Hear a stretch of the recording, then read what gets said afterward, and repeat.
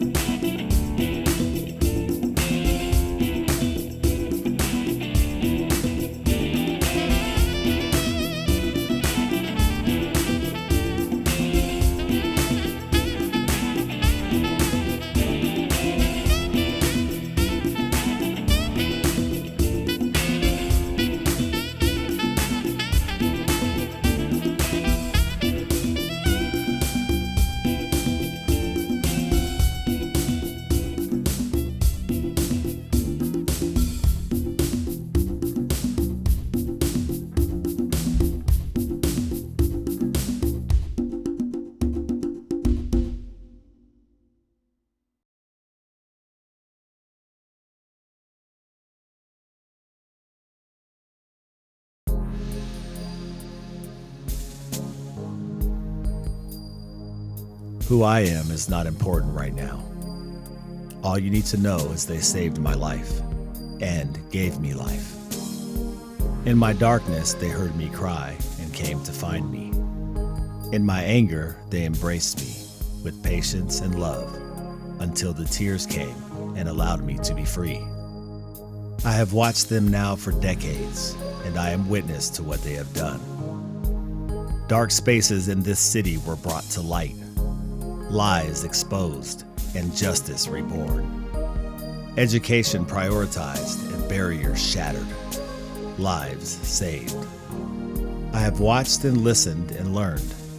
I learned how to fight without violence, to use my voice, my education, to mobilize my community, and advocate for those who are afraid or who have been abused to the point of hopelessness and giving up.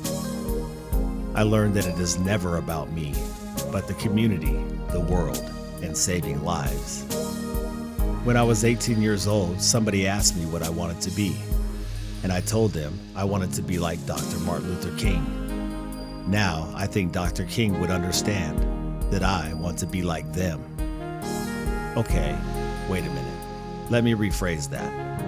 I'm okay just being me, because everything I am is who they are. They are teachers and leaders, mothers, fathers, grandparents, and friends. But I believe they are far more than that. Here's a hint. Both have 6 letters, and both are God's gifts of love for us in this life. Angels, elders. Let me show you.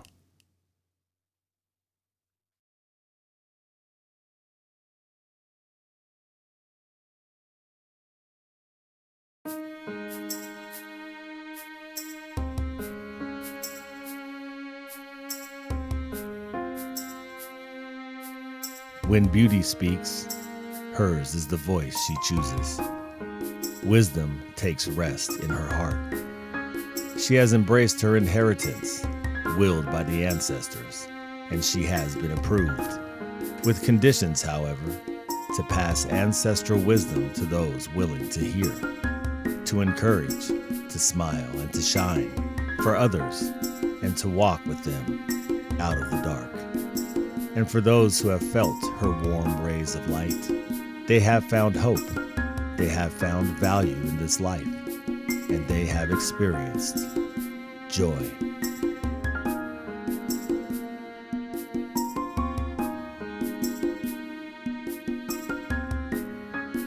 Before there was once upon a time, there was the first time.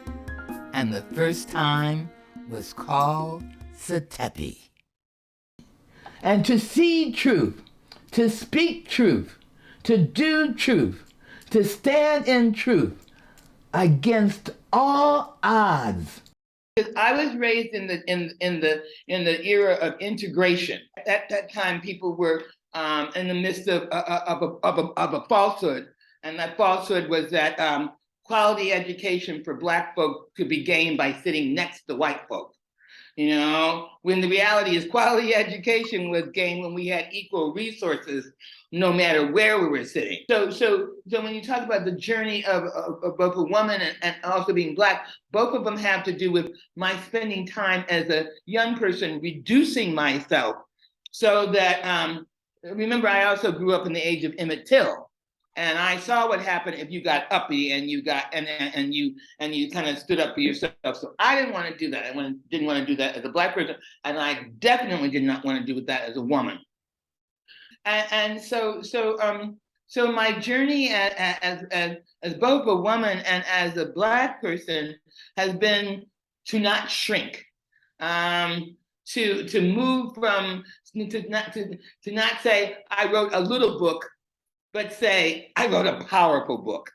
Not to say, I teach at this little school in Tacoma, but I teach at this powerful school in Tacoma. And so I work really hard on changing my language as I grow into my human beingness, to make sure that human beingness is one that walks with a straight back and an authentic gaze. I have seen things that I think that would be gifts for the next generation. As my mentor, Dr. Maxine Mims, they need to know that they've been paid for. That you have conversations with these young people, and they are just throwing down the knowledge. And so I see my job is to listen to them and applaud. As a young person in the African culture, you would know that elders have always been respected, and it was the natural thing within African-based countries for there to be an intergenerational transfer of knowledge. There must be ongoing dialogue between the elders and the youth. You know, there must be mutual listening. There must be appropriate respect. And the reason why you should sit down and talk to me as a young person is not just so I can learn, you can learn from me, but so I can learn for you. Because the nature of the dialogue is for both parties to end up being more better. What I have to offer young people are some stories. Some life experiences, some insights based on lessons learned and wisdom earned from both the hills and the valleys of my life. You know, I have stories of failure. I have stories of tremendous anger, you know, at the system. I have stories of resentment against injustice, you know, but I also have stories of learning that resentment was destroying me and not the other person. You know, I have the experience of learning that vindication does come if you can stick in there long enough. After time, the elders pass the mantle to the next generation. and the next generation was well prepared and more than ready. Ashe, ashe, ashe, ashe.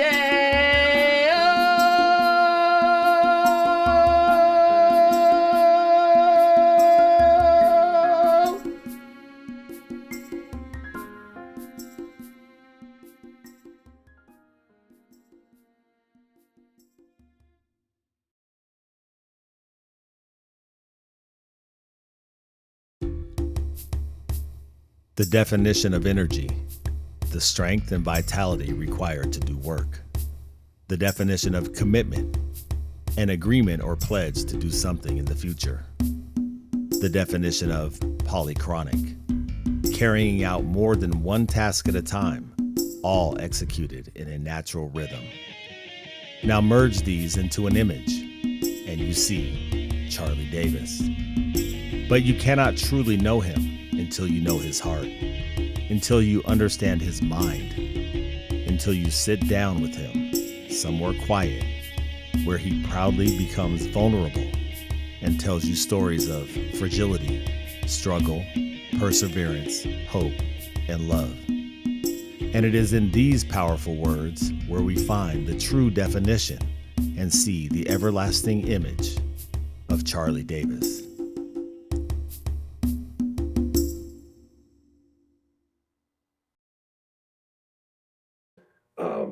I was raised in New York City. I was born in Brooklyn, New York, and my parents grew up in the Depression. That was a disruptive event for a number of years that changed people's lives. They went from walking to get food or on a soup line or something, and my dad shared that with me. And it defined hard work, because that's the one thing my dad gave me. He said, you got to work hard. I started at the Y 40 years ago. And in this place, we opened this place in 1983. It's hard to take the Y out of me because I feel like it defines me in a lot of ways because it aligned with my values. But it's really about what I found at the Y. And I think about, growing up in New York, I was just about myself. And I was about playing basketball and anything about myself. I was selfish. And I think that when I grew up, and I'm still growing up, but what I learned is it's not about yourself. I think a turning point for me was my sister. I think a turning point, and my father and mother instilled values, but people who invested in me and helped me understand myself has been a key thing. And I think Alao Kwasim was a guy like that. I met him at the downtown Y, and he breathed life into me in a way. Like he shared his experiences. Bernice Moorhead. Bernice was a mentor of mine. She may not even know that, but I listened to people. And that's an important thing in life, is that if you can listen, especially people who are older, listen to them. Listen to their experiences. Listen to what helped them in their lives, because it'll help you. And I think the one thing that I hold on to for myself through that guidance is that I never give up. Having that understanding of what your values are and really trying to live according to the values, so you have the best chance to succeed. Because all the noise and all the distractions and all the bad influences and the negative voices that you're going to hear are going to try to influence you, and they may. But to know who you are and to have your values and to try to live by that, that's the key.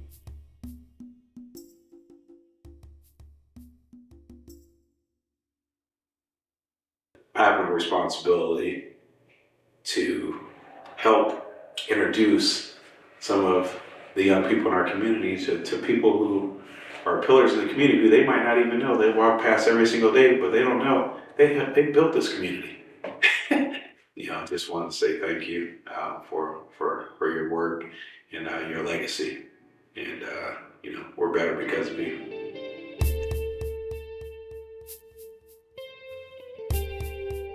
It's easy to fight back or hate back, or to embrace the age-old philosophy of an eye for an eye.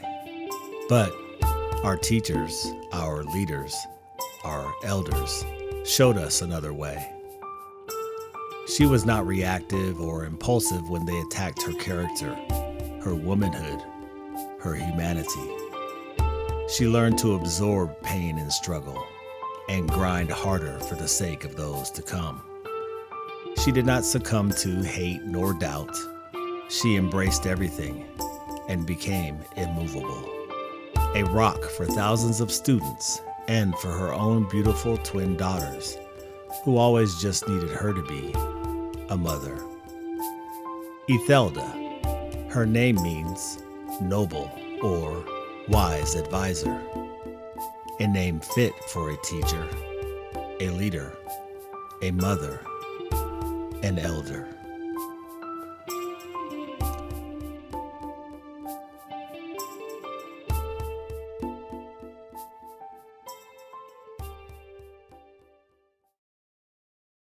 And she called me and she said, "How's your day going?" And I said, "Fine." And then I said, "Well, how's your day going?" And she broke down in tears. And I gave her a moment and she said, "Somebody spray painted the N-word on my car." Well, because I thought that the racism we had experienced living in the neighborhood we lived in, going to the school that we went to, I just assumed things would get better as time went on. And for her being in that position, it was a shock. It was disappointing. It made me angry. And it was really hard because even as a young adult at that time, I wanted to be there to just grab her and take away that pain and the disappointment that she felt. When I went to Foss as principal, there was a whole group of men, the whole math wing of white men, who said they're not listening to a thing that a black woman tells them to do. I won them over eventually. They finally understood, I'm your boss. So forget thinking you're taking direction from a black woman. What you are doing is you are directing the course of this school and the kids that are here now. And then a new superintendent came in and decided he wanted me to try being a principal at Stadium High School, who had had the same white male principal for 17 years. Now, that community, they were used to that principal, they wanted that principal, and that principal said, the community won't let you bring another principal in here, especially not a black woman. Well, it happened, and I went there. And my father always said, if you're going to do something, do it right. And we memorized that. So I was going to be the best principal, the best whatever.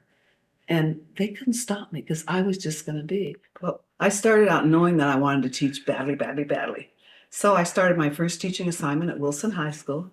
I went from Wilson High School to Galt Middle School as my first administrative position as an assistant principal. I was fortunate enough to have a white male principal at Wilson High School that encouraged me to go into administration. I said, his name was Jack Beer. I said, Jack, I'll never be a principal. I said, there are no female principals in this district. Did you notice that? He said, I noticed that. And there are none in Pierce County. He said, you'll be the first. And guess what? I was the first female high school principal in Pierce County. But it takes a lot of people to encourage you and support you.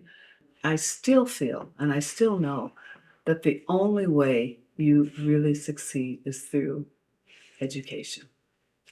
So finding those opportunities to get more education and make sure that it's aligned with what you're doing, that's all important. It's all important for young kids, and it's all important for experienced adults. It really is. And I think if we try to help young people think about that, not in the long term, what do you want to be? What do you want for your future? But what do you want a year from now? Where are you going to be? How are you going to get there? And those kinds of conversations and supporting them in experiences to get there, I think is what will help us to make a better world. First, I'd say, do you have God in your life? And then second, I'd say, Are you willing and open to learning new things? As we get older, in particular, we think we know it all, and we aren't willing to change an attitude or change a direction. But prayer and continuing to grow intellectually, I think that's what I would say to anyone. And my daughters being wise enough to know how important that was. And I praise God that they are prayer warriors. I mean, they're in their mid-50s, listen to me. But they are prayer warriors, and they're beautiful. They're beautiful women. She has left such a huge impression on me just about who we should be as children of God, as Imelda Burke's children. She's just always going to be a mother. We're 55, but she's always going to be a mother, and I love that about her. I truly could not have asked for a better mother, a better example of how to become a strong Black woman, a successful Black woman. But she's done such a great work in her personal life and in her professional life. And she's that woman. She's that woman who I strive to be continually every day.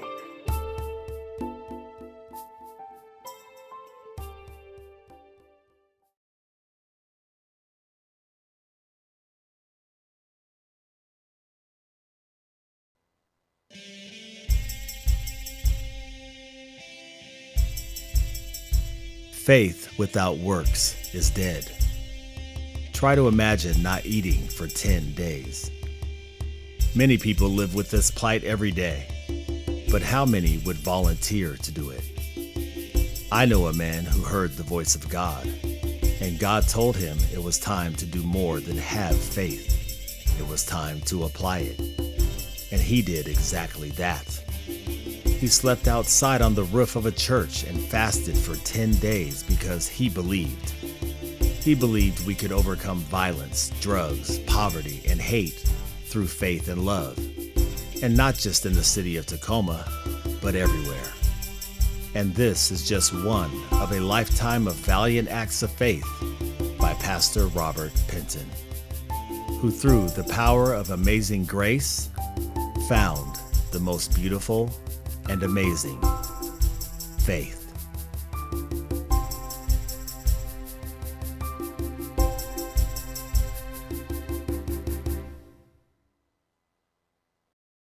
I'm originally from Louisiana. I was born in a city or town called Bogalusa, Louisiana, which many people haven't heard of.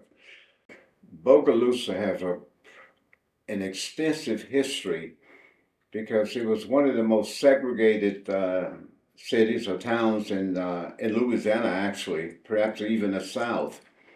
It had more Ku Klux Klans per capita than any other city its size. I was never fortunate to enjoy integration. Matter of fact, all through high school, our schools were segregated. I graduated in '66. That was my graduation class. However, in 1965, I dropped out and went into Job Corps. And that was my ticket out of the South.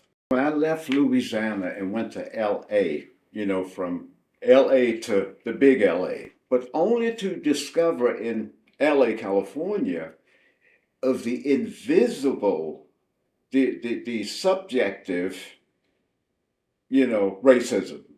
I remember I was in Bell Gardens working as a Vista volunteer for the government. I mean, I was an employee, but it was associated with the federal government, the anti-poverty program. They would not rent to me, so I slept on the floor of a daycare center, for 6 months because no one would rent to me. So, but my frustration was the fact I didn't see the overt, but it was covert. And I would rather see the overt, kind of where you stand, but you didn't know how to fight what you can't see. My biggest thing, I was that boy that looked out the window. Classes All my classes. Matter of fact, they took me to see a psychiatrist. My mom, the school psychiatrist, said, "Why, your son?" And I knew that I was glad she did because I told the psychologist or psychiatrist what I was looking at beyond my environment. That was my future I was looking at.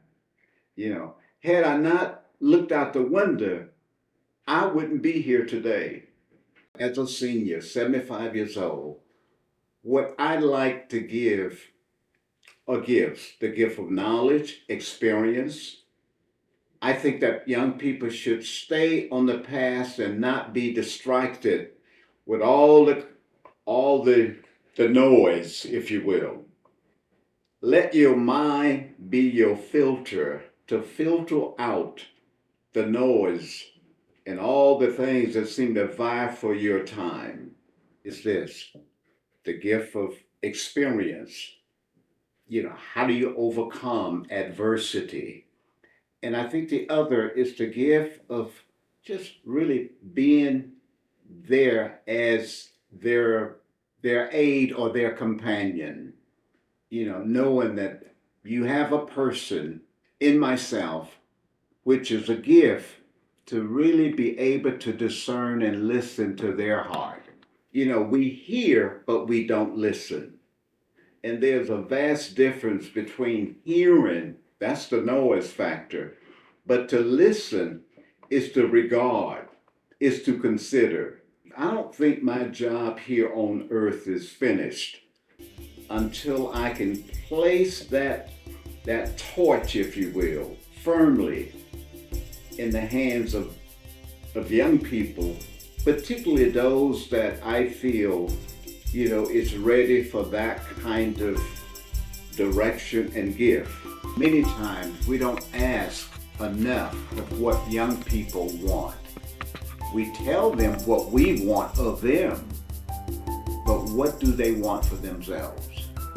So that's a gift that I would like to be able to give to them, that you have my ear and my heart.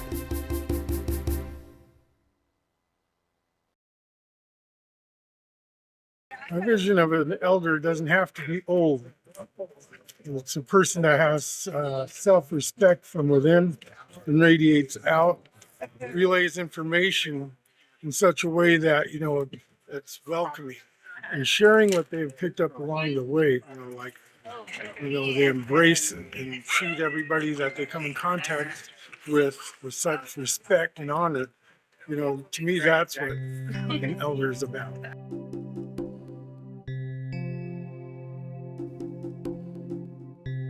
Imagine trying to resolve a jigsaw puzzle that had millions of pieces, and the puzzle looked like this. I know someone that has been trying to solve this puzzle for most of her life. The stars are people of all races, cultures, and backgrounds, and she has always believed that she could bring them together as one. She was tasked with resolving this puzzle years ago to mobilize the stars, inspire change, and strive for the sustainability of safe, healthy, loving communities. Her heart is multidimensional, and for those who have believed in Dr. Priscilla Lisicich, those who have and continue to share her hope and vision for the world, know we have been gifted a powerful leader and visionary, one who can see the stars, one who can see the people.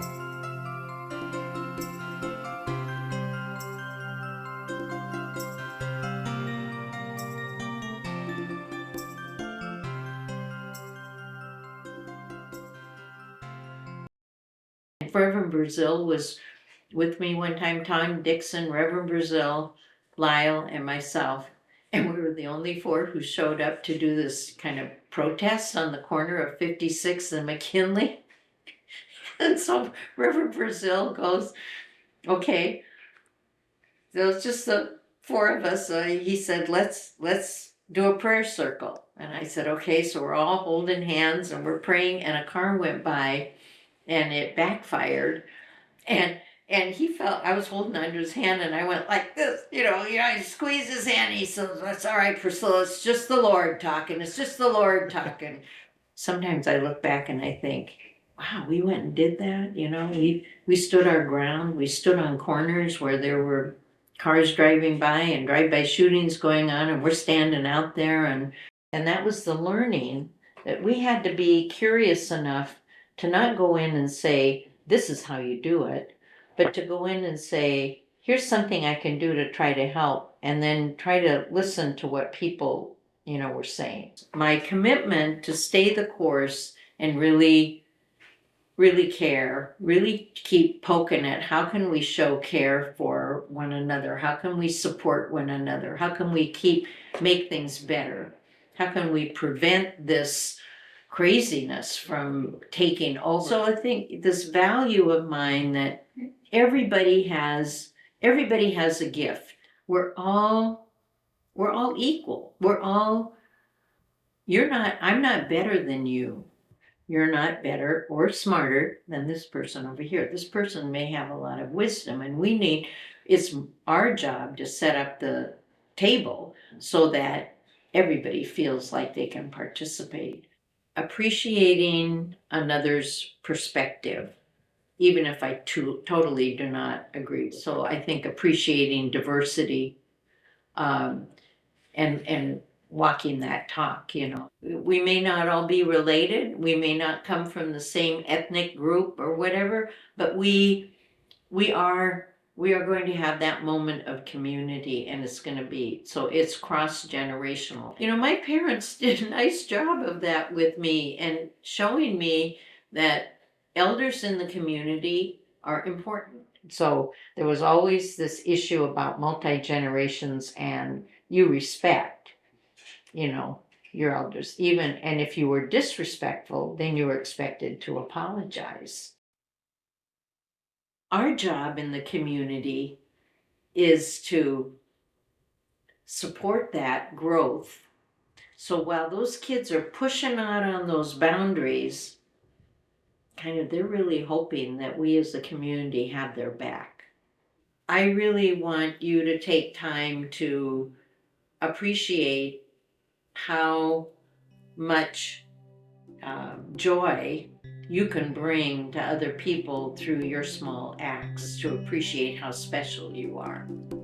And so acknowledging your gifts, kindness and generosity is going to get you a long way. And then the other piece I want to share with you is don't ever give up the opportunity you have for your education, and take it as far as you can.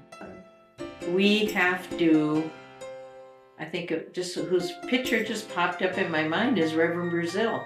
We have to stay the course, and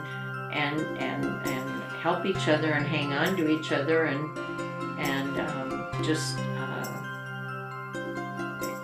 know that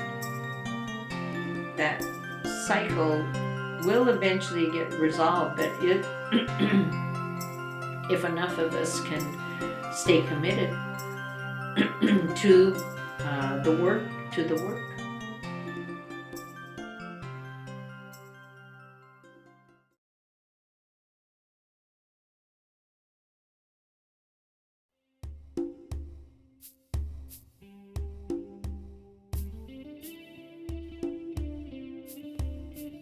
Trust in the Lord with all thine heart, and lean not unto thine own understanding.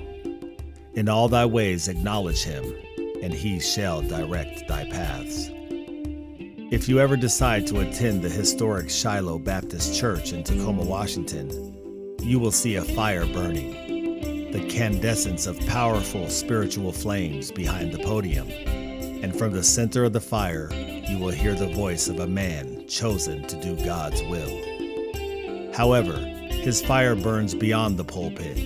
His leadership ignites the fire in others, and together they forge impenetrable weapons against hunger, homelessness, darkness, and hopelessness.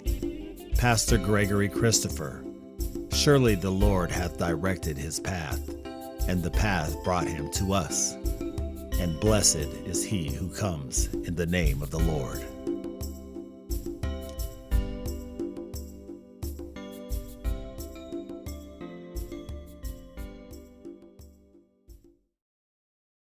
And I remember telling the kids, I said, man, I used to hate myself, you know. And then I said, but now, you know, I love Greg. Caring about those kids, and I was even going to nursing homes, and I was going to missions, you know, and I just had this fire, you know, just to not beat people over the head with a Bible, but willing to tell my story, you know, because, you know, I could identify with the challenges that some of the kids was going through.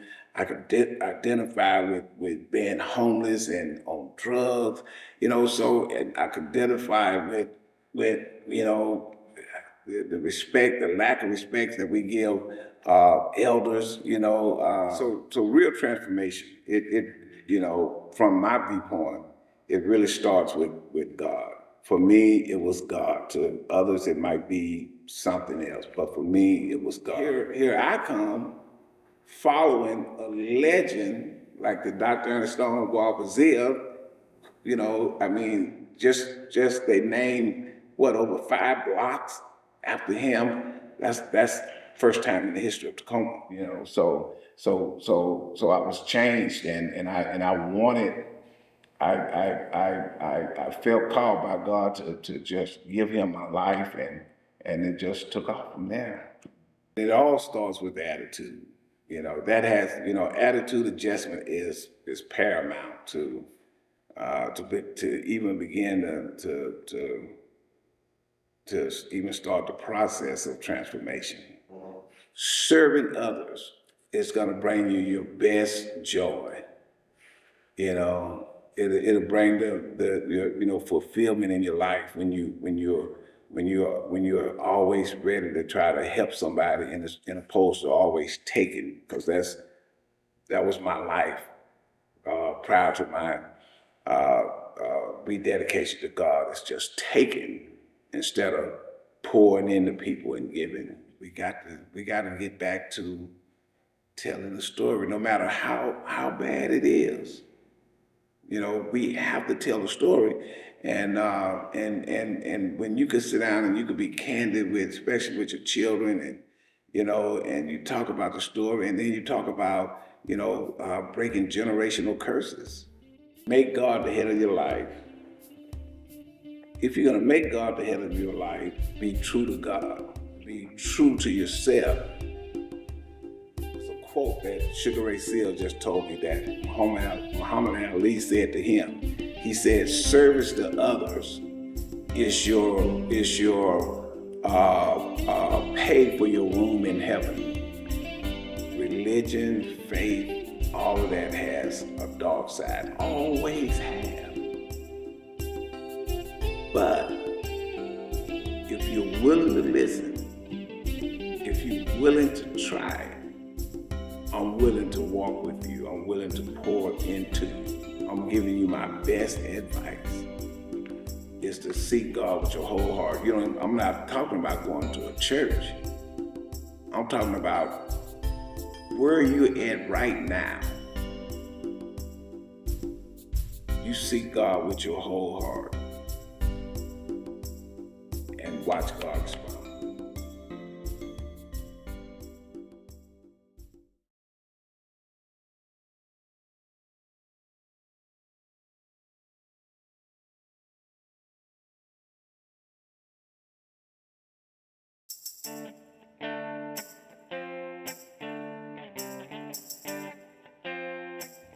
She is too smooth for just one groove.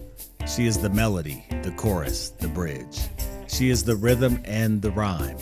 She takes center stage, shares stories of days and ways we can love and of those we can save. She could sing you the blues, but she would rather tell you a joke, share a smile, and create a whole lot of hope. She could sing you a melody of diversity and culture, and you will know that she understands the human experience. She steals the show with her heart, and she will steal your heart too, once you know everything about her that I do. Fight for the children, the homeless, the poor, and still be a mother, a grandmother, a friend. Bernice Moorhead, that beautiful queen. Her dance helps us dream and find love when she sings.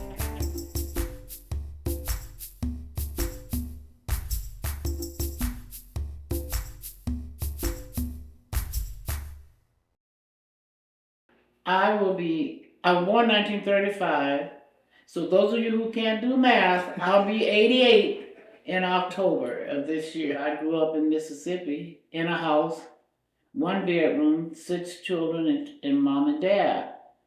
And that was my beginning. Worked in the field as a sharecropper, went to school, and then got married and continued to study and go to school to get my education. I have to really go back to my mother and my dad, but my mother more so, who said anything anybody can do, you can do better. You can do just as well or better.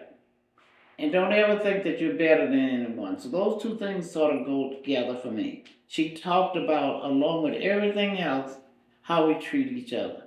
Doesn't matter how much education you have. You don't have anybody to teach. I mean, you're just an educated person. Food. My family grew a lot of corn, cotton, and soybean. And another family may have had just fruit trees, so we exchanged resources. In the community, we shared our resources. So we shared food, we shared our housing. No one was homeless.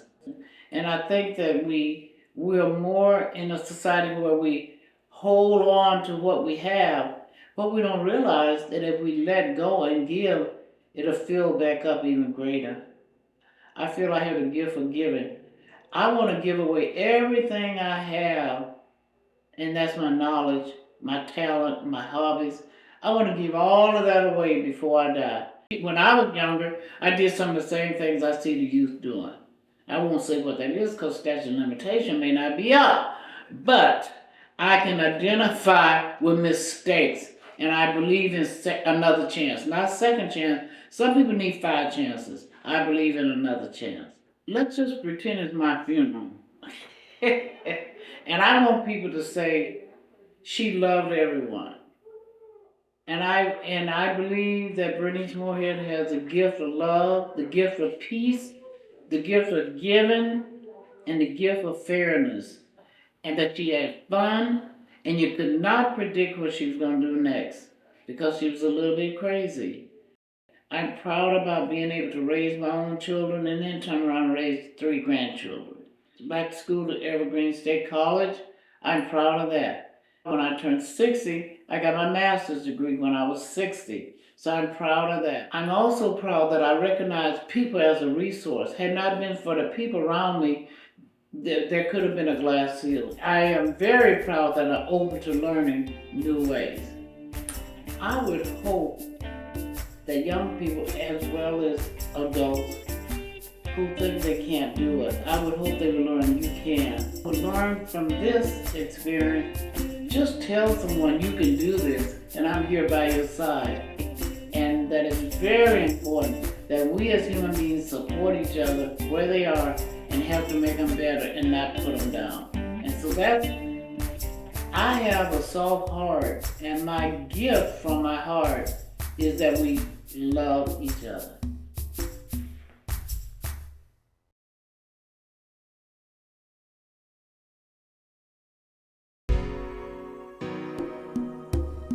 Some people are just cool. Not because of the way they look, how they dress, or what they own, but how they live their lives. They do things because they need to be done, not for attention, admiration, or recognition.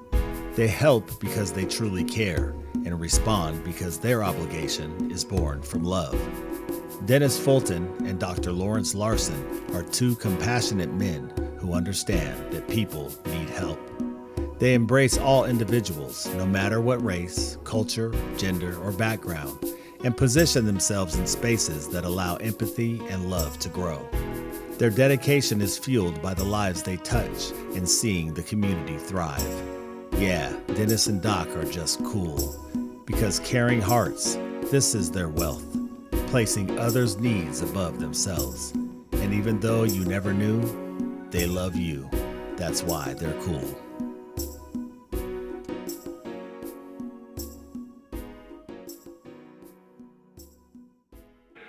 if you really seriously try to put yourself in somebody else's shoes and you see how they're being treated systemically by the culture, it just makes you angry. And there's an incredible power in diversity.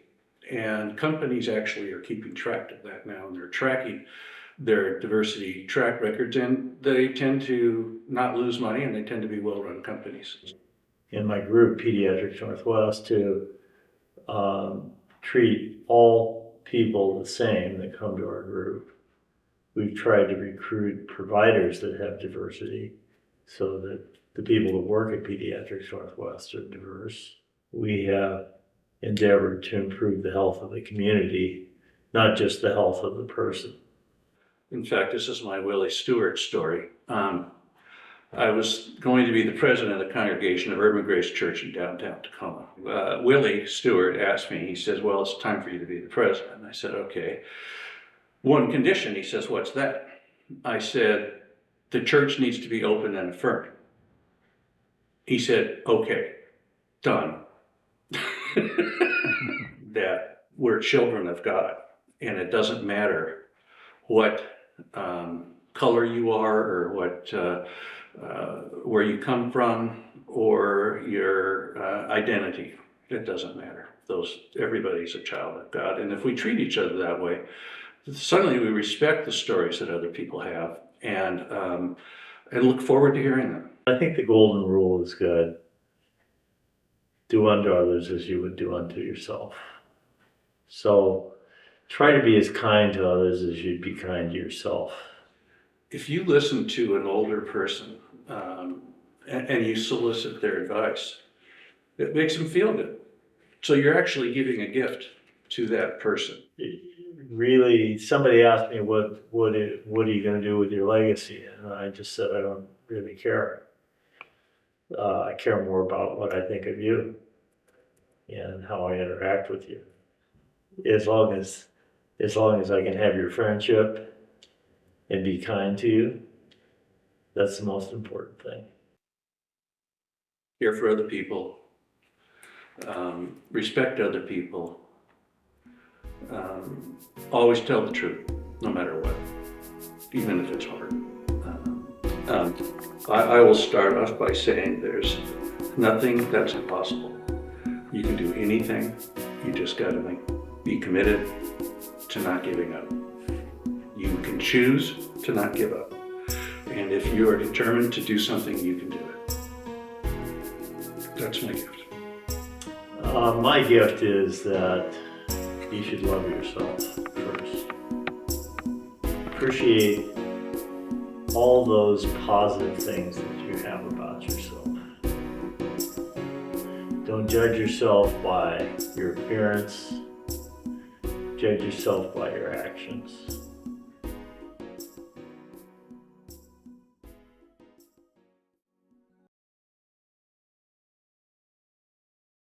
But I say thank you for your service because you fought through whatever you had to on your personal battlefront to be able to be a help to those in front of you.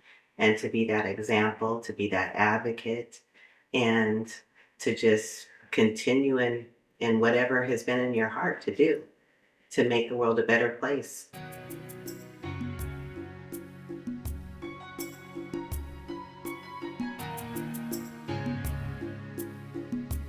There is no separation of church and faith.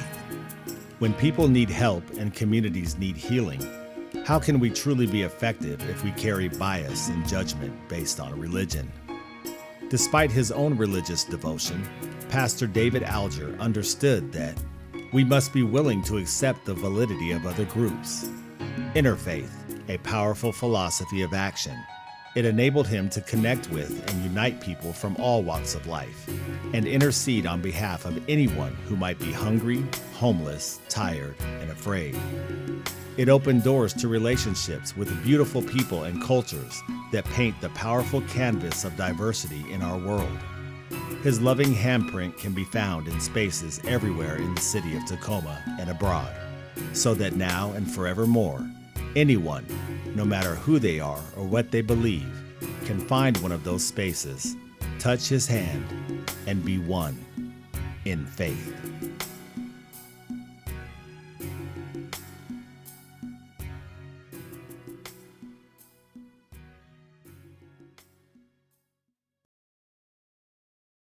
And so as I encountered people who were Native American, people who came from the African American church, people who were non-believers, people of all kinds of different stripes and flavors and colors and histories, I began to learn more about the breadth and the width and the depth of who God is. When we talk about people other than ourselves, it's a sacred other. It's a thou. It's not them or those people. It's not those poor homeless people. That's us. We are all God's creation. What I was saying before, the opportunity we have to be with other people and allow other people into our lives. And, you know, it's the presence of those giants, those others. We were mentioning Lyle Quasim, that he entered in my life, a great Christopher, but a Daisy Stallworth, you know, and others like them who brought me into the arena of being able to be more effective in working in the community. So it's really about us. It's not about me. It's never about me. I mean, the Christian faith is never about me, whoever the me is. It's about us.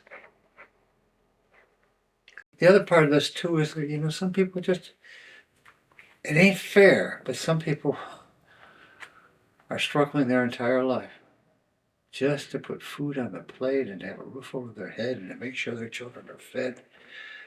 That's our failure. That isn't that person's failure. That's our failure as the community, as people of faith. And that's a constant challenge for all of us. What can we do so that everybody has the chance to enjoy the fullness of life for which we're created? It just ain't fair. My greatest accomplishment is I don't quit. The battle goes on. Try to keep on keeping on.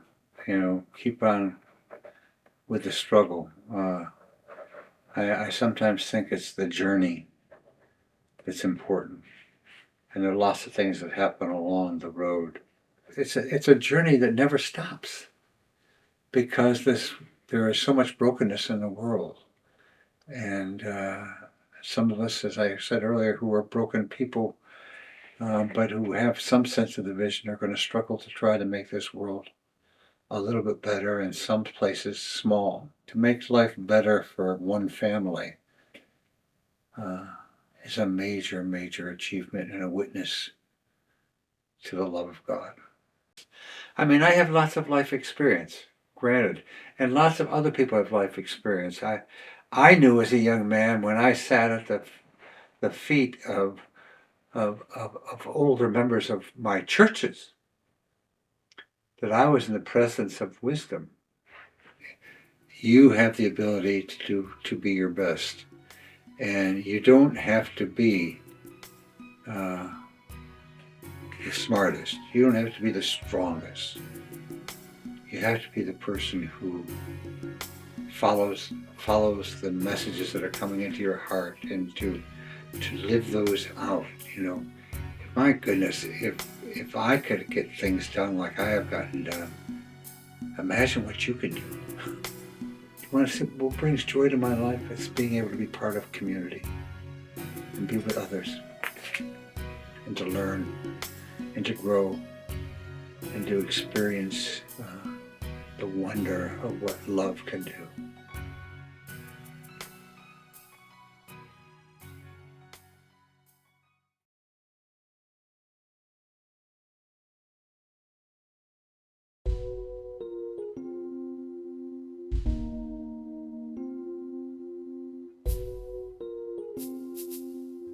Only through dedication, consistency, accessibility, and example does one gain the respect of generations.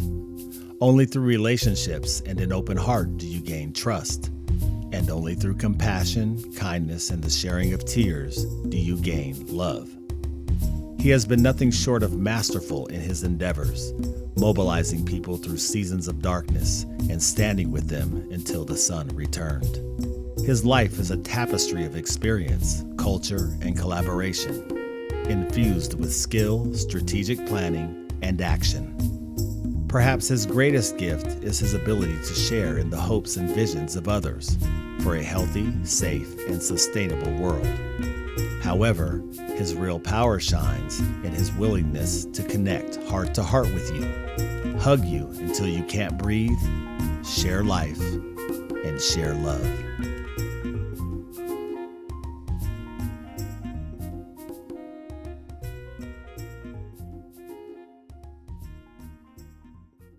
Just think about perspective. If you were born in North America, you won the genetic lottery. You say, well, life didn't look that good to me. You weren't born in Bangladesh. You weren't born in a Chinese village, which has no running water, no economy to speak of. You weren't born in the Sudan.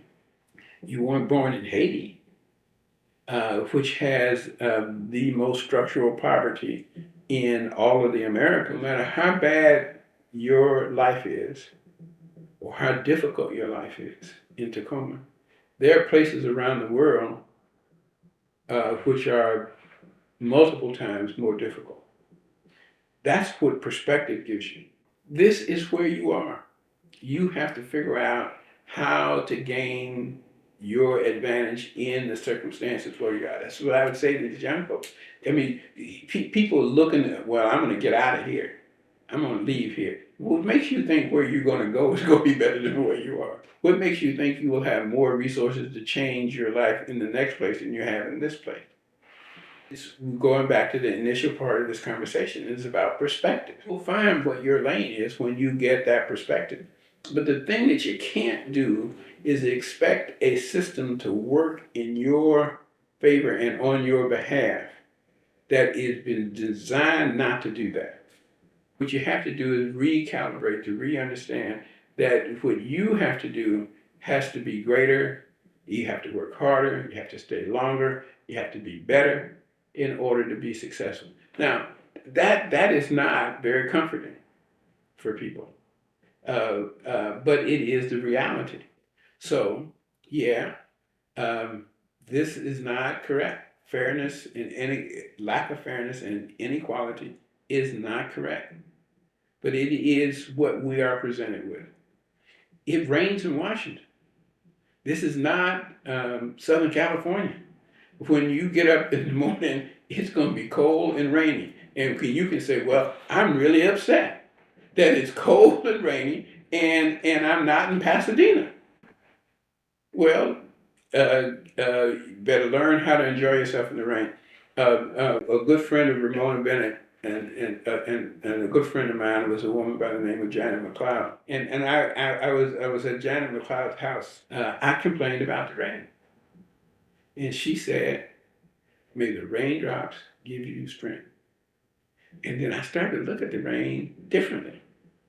I said, well, she said, the rain is our friend. Young people should see older people as a resource. Engaging with people who are 10 years older, 20 years older, 50 years older than you. There's something to learn if we can engage that resource in a positive way. The hardest thing for me to learn in the last 20 years is the ability to reserve judgment. Because when you see something, you want to make a judgment about it all the time, immediately. Okay, that's this is that, this is that. Whoa. So what you get with me is a person who will try to reserve judgment, try to see the best in the folks that I deal with. And I'm always fishing for a way to be in service to other people. How can I help you do what you want to do And in the same way, when I think I've done that, I feel so good about myself. So it's ultimately a selfish act, and that's what I would see when I would say, who is Lyle? He is a person in service. My gifts are my words, and I give this gift to you. I give it to you without reservation. I give it to you without conditions. I give it to you with hope. And I give it to you with the expectation that at some point in life you will give it to somebody else.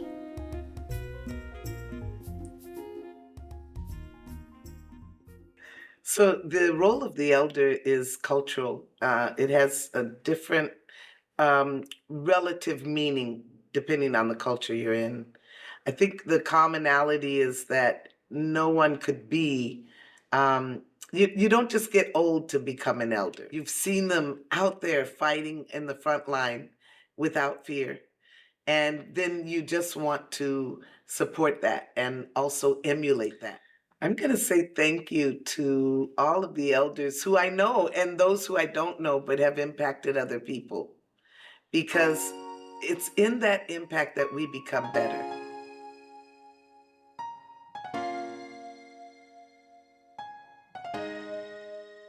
If you ever find yourself inside the Evergreen State College Tacoma campus, take some time to look around. You exist inside of a dream. You are the dream. A dream of the ancestors, passed down to a queen. A queen mother who transformed her kitchen table into a powerful response to the desperate voices of Hilltop Tacoma and abroad. Evergreen State College Tacoma campus was born, answering the call for educational opportunities for the working class and non-traditional age groups to pursue higher learning, specifically African Americans. However, in direct contrast to the historical discrimination her people faced in this country, this college, this dream, was accessible to everyone. Dr. Maxine Mims, her life is education, a mother and queen. Her legacy is love, and we are the dream.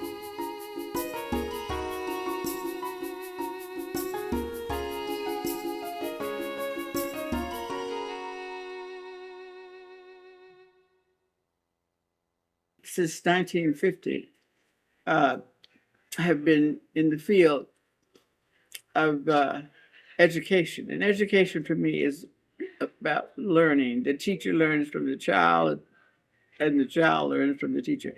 And that it's an exchange of information that eventually builds itself into knowledge. I came up in a family of 5 children and a father and mother that were very, very keen on education. We all were, all went to college and gave our talent, shared our talent with our community. So I think what I would like to think I have participated in and would eventually leave is my contribution to learning. So I believe in a very strong cultural community.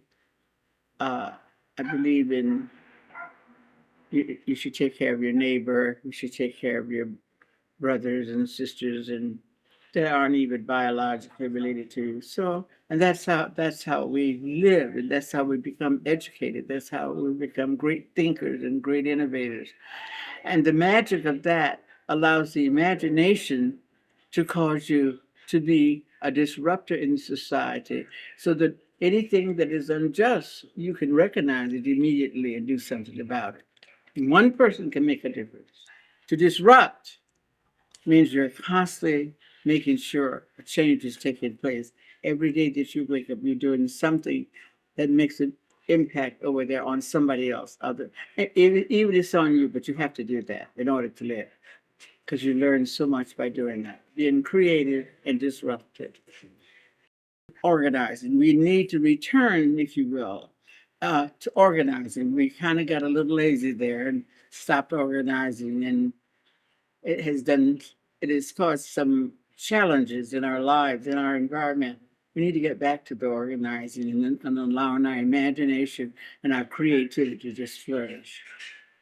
And if you just allow yourself to be who you are, with the attitude that the characteristic is gorgeous, brilliant, glamorous, full of elegance, disrupting, all of that, just to come together without worrying about the strategic approach to making a difference, then you will bring so much joy into your own life as well as someone else's life. Just be kind and generous and polite and loving. I mean, I don't know how else to put it. I just know the adjectives that I turn into verbs. And allow your imagination to keep you healthy. We must understand the joy. I must understand how happy you are. Seeing you so happy makes me very happy. And then we just pass that on. And it makes me very joyful. And that's how we have to live. That's how you live to get to be the age that I am.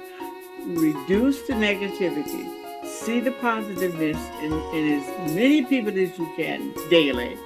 Bring the innovation and magic into your life so that you can disrupt that is negative. That's what we have to spend some time doing. And that's how I live my life.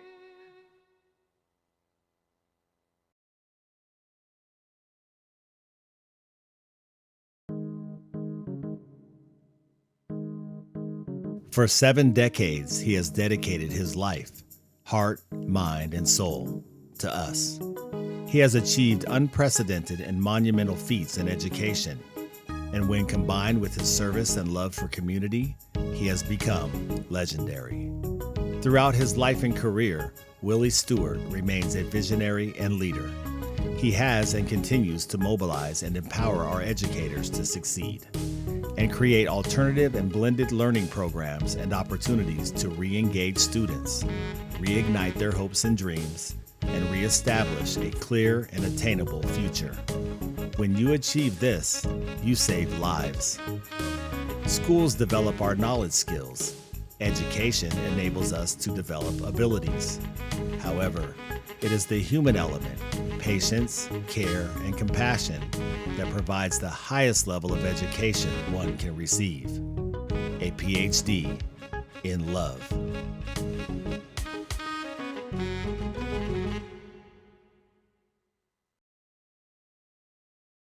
See, education is not just in the classroom alone.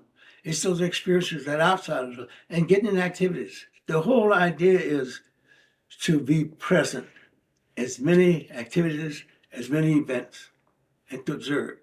And then ask questions if you don't understand some things. There will always be challenges because everyone doesn't accept responsibility. What we keep forgetting, we're a capitalistic society. And because of that, capitalism plays a part of that. You see, there's profit by persons when they can print negative stuff. There's profit by a person when they're exclusively positive. So we have to make sure how we can bring about the medium there. It's the same thing about life. It's what you decide to become a part of. Don't ever get the concept that you're going to go through life without encountering some challenges or some difficulties or some form of racism or non-acceptance. Sometimes the non-acceptance could be within your own cultural group because they may not like your lifestyle. They may not like the way you dress or you look. But you should never impose your will on another person of their rights, as long as they're not interfering with your freedom for movement, your freedom of discussion. When you hear all these different things, and again, when you're living in the moment, you don't necessarily know as a young kid and stuff. But yeah, there was a numerous firsts, and so yeah, I mean, you put it out together, it's like, man, it's very proud because along with that, it wasn't always probably smooth either, you know, as far as some of the stuff that was still going on here when it came to racism too. So, we're sitting in this house right now, but we moved in here in the mid-70s, he was the principal at Lincoln. The realtor had to go and ask the neighbors if we could move in here. Yeah. If we could win. That's 1975. And this is the Tacoma School District where we live. I still think of 1952, my last day in the cotton field, picking cotton, 100 degrees weather and black soil. And still only making $2 or $3 a day, working for over 40 hours. That gave me some inspiration that I didn't want to be like that for the rest of my life to 16. Also, I listened attentively to my teachers and others who often said to me, the days are going to change someday. You won't be living in a segregated world. And when that integrated world comes, you need to be ready. You need to be ready. And how am I to be ready?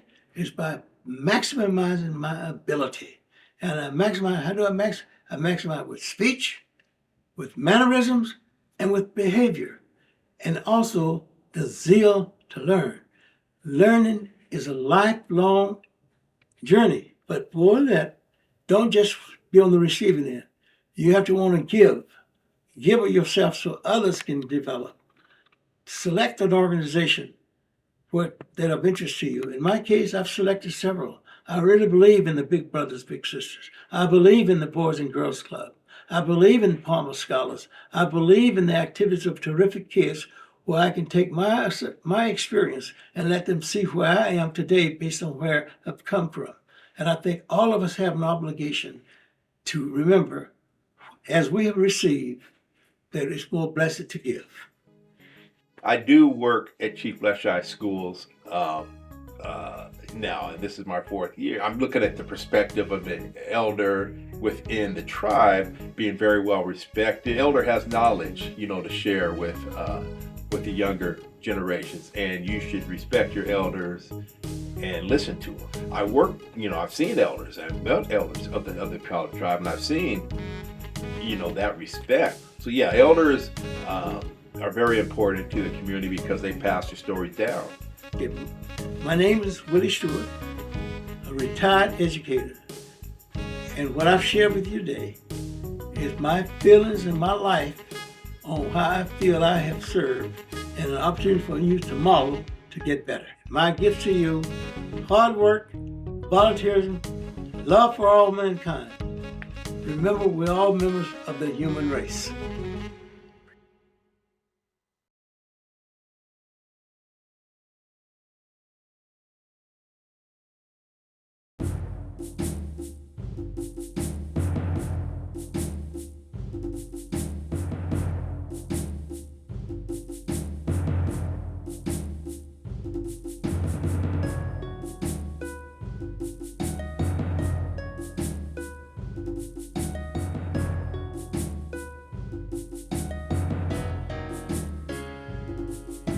In Native American cultures, being a warrior is not just about being a strong fighter.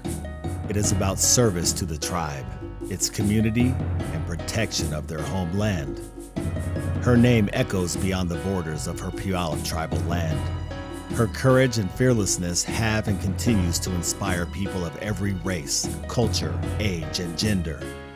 With an indomitable desire for tribal recognition, freedom, and regaining and protecting her homeland, she energized the Native American people, and together they produced perpetual humanitarian results that are simply miraculous. Recognition, secure. Freedom, advanced. Protecting homeland, bullets, blood, and tears, done. Go and stand anywhere there once was pain and sorrow for the Native Americans. Be still, and if you listen, like an Indian, you will hear the spirits of the past, the little children, singing, Ramona Bennett, Warrior.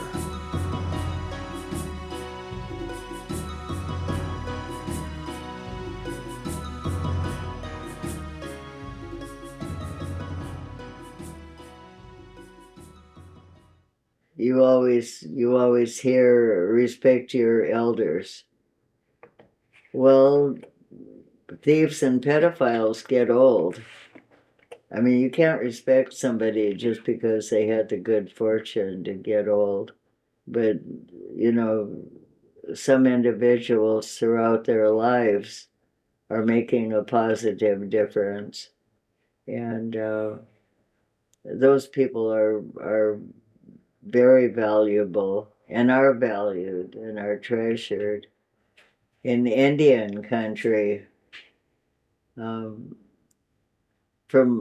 what I've witnessed, um, some elders like Shirley Satayakam, who just passed on, um, she went to our school and read to the little children, wanted our little kids to grab onto education and keep going. You know, she wanted our kids to rise up, you know, as educated adults. And now that's an elder that really makes a big difference. We also respect young people who are doing well. Rosie Fish, our little track star, she's in foster care. She competes representing her Indian people. She took red dye and made the handprint on her face and ran that way. What does that mean? Well, it's about murdered and missing. And she helped call attention to the fact that all these Indian females have been kidnapped, murdered, some returned, some not returned. And nobody gave a damn, and no one was paying any attention to it. It was her doing that really made it a big issue. Now there's state legislation, and there's a whole arm of law enforcement that's just dedicated to solving these crimes and protecting Indian women. So it isn't just old people that in Indian country that are respected. It's anyone that's doing something positive to make a difference that gets that attention. So I don't know, is it that way in all communities, or is it just Indian people that are that way? Because even little kids can gain respect through their own conduct. You know, your question was about finding yourself as an activist, and I'm just telling you that most people that are activists probably don't mean to be. They probably are trying to mind their own business, and then something so outrageous happens, they've got to call attention to it. Does that make a person an activist if they're taking an issue and putting light on it?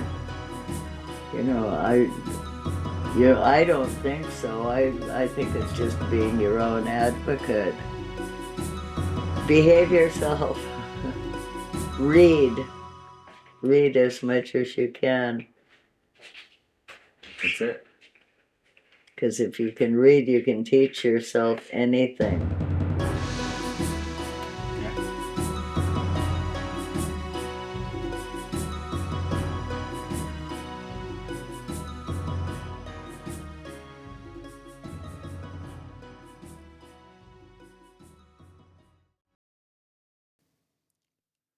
August 8th, 2023. There are still dark spaces in the world, but beautiful things are happening. Hope is strong. I know what I have to do. I know what they want me to do. Fight for those who cannot fight for themselves. Love when hate surrounds me, and always protect the children. I will not concede. There is no surrender. For I am a resistor. I am a disruptor, a warrior, and I have been trained by the best. I don't know what I will do when the day suddenly comes, when I cannot reach out and touch them. So, I ask God to make new spaces in my heart where they will live, and together we will compose a new song, and its rhythm will be my heartbeat until I, too, am gone. Sometimes, when I'm all alone and I'm feeling sad and blue, I'll lift my eyes to the heavenly skies, and I'll think of you. And sometimes, when I'm all alone and my heart is broken down, I'll lift my eyes to the heavenly skies, and I'll hear the sound of your voice. My name is Charles Lamont Carson, also known as CC Dove, and I am your native son. This is my gift to you for all the gifts you have given me, given to us, and to the world. I will take you with me. We will take you with us.